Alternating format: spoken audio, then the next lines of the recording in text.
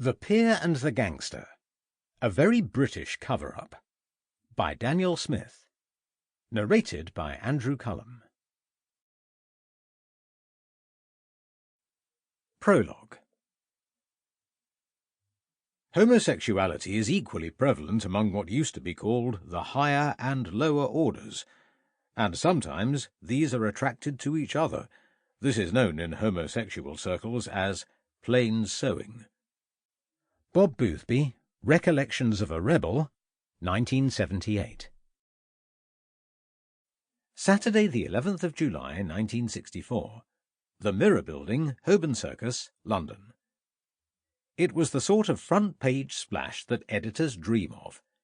"Peer and a Gangster, Yard Probe," screamed the headline in the Sunday Mirror, suggesting much, even as it revealed so little. By the following morning, breakfast tables up and down the country were aflutter with the news. There was a collective spluttering of tea, a choking upon cornflakes, the whiff of kippers surrendering to the stench of scandal. The libel legislation of the day ruled out the paper naming the subjects of its headline. But that was almost beside the point for the time being. Here was a story hinting at revelations that may yet surpass those of even the Profumo affair, which had fatally undermined Harold Macmillan's government the previous year. As the front page revealed, a prominent peer, a household name no less, and a leading thug in the London underworld were under Scotland Yard investigation. Their alleged crime, for it was still a criminal matter at the time, was their involvement in a homosexual relationship. Moreover, there was the suggestion that the story had broader dimensions. There were allusions to private weekend activities of the peer and a number of prominent public men during visits to Brighton, and relationships between the East End gangsters and a number of clergymen.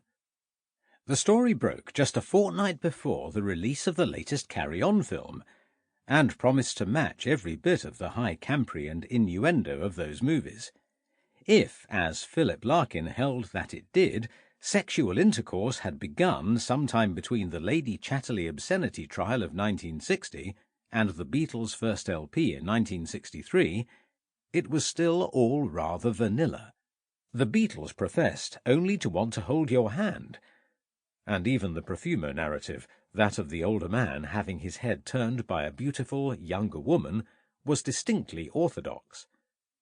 But now the Sunday Mirror was hinting at something. Sample complete. Ready to continue?